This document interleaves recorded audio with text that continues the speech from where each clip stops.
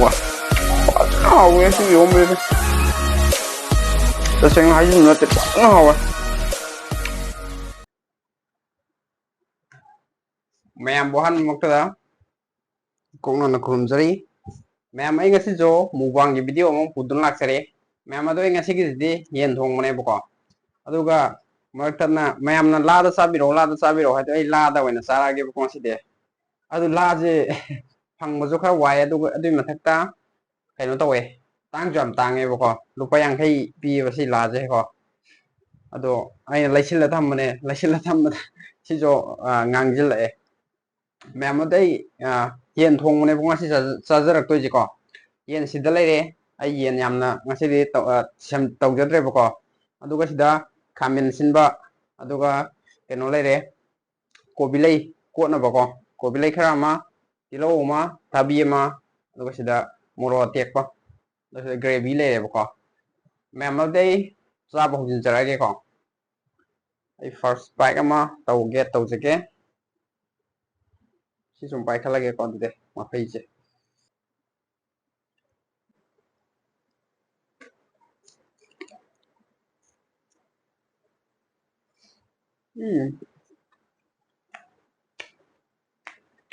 ahora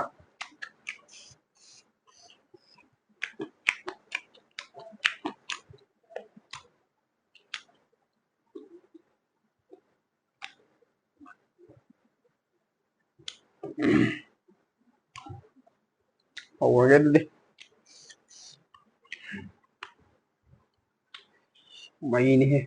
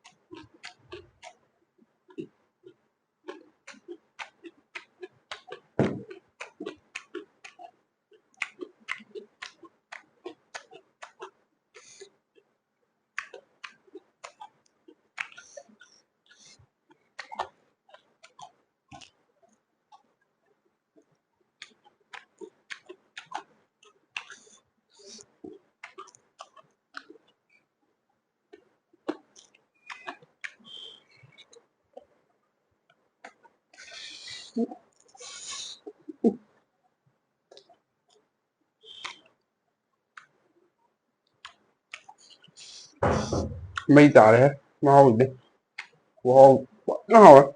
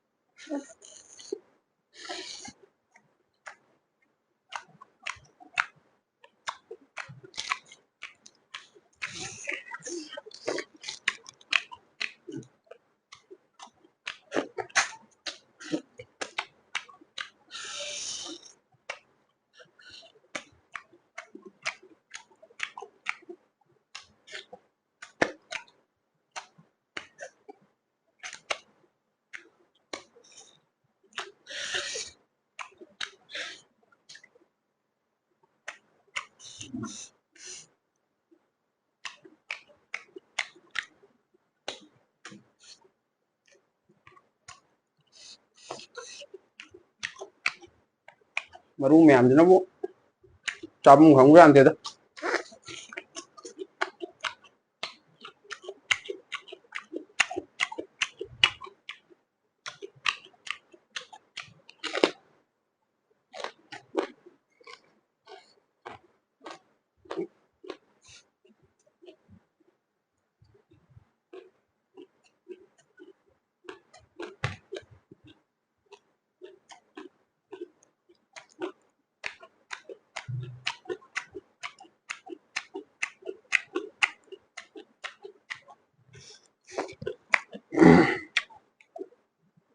ꯑꯩꯒꯤ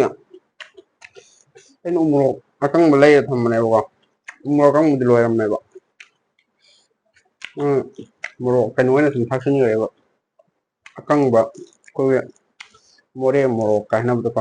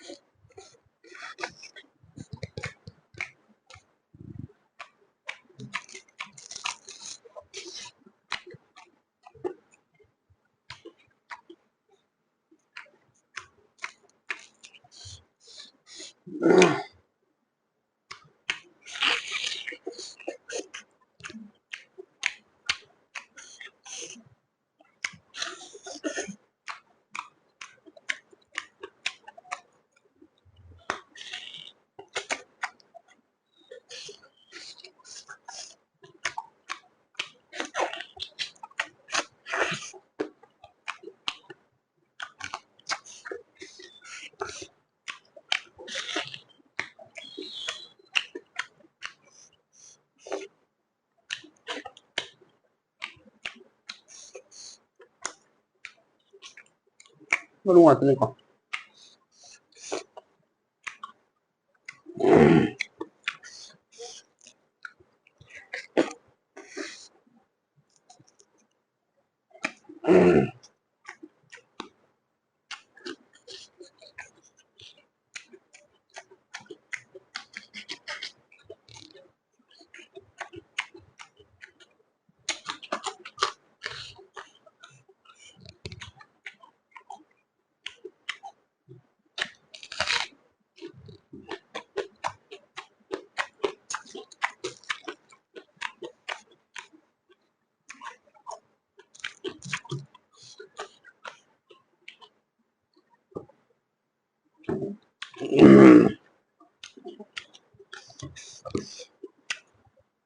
ꯃꯩ ꯆꯠꯂꯦꯍꯦ ꯉꯥꯎꯋꯤꯗ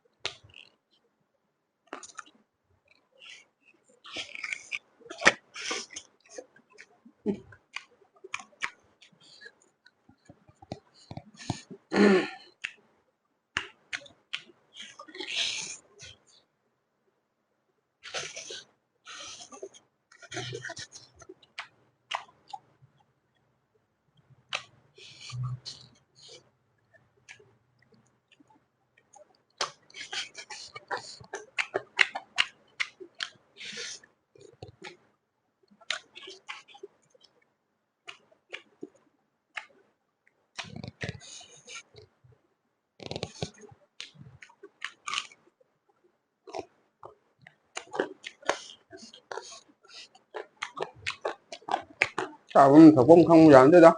ꯃꯔꯨꯁꯤꯅ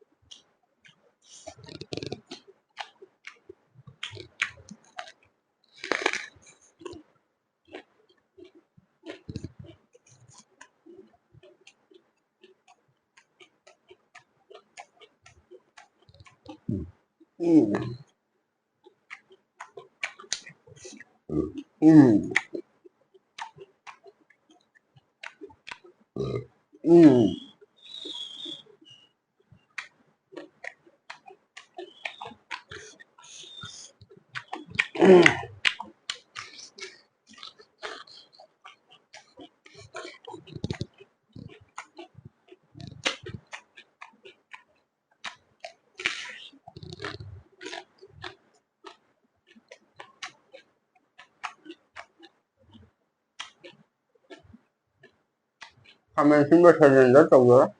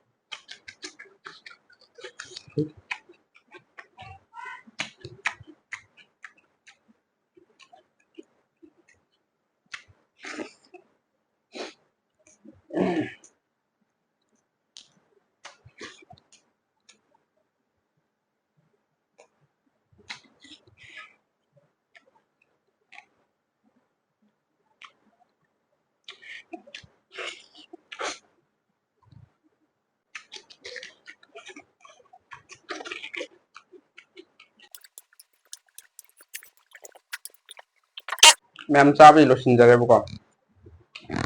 Ma'am abdi matang da yamna nuai ma'am na kari charung no habitu ma'am na comment da habiramo. Ngasi di ma'am dagi kan na be athang nijari.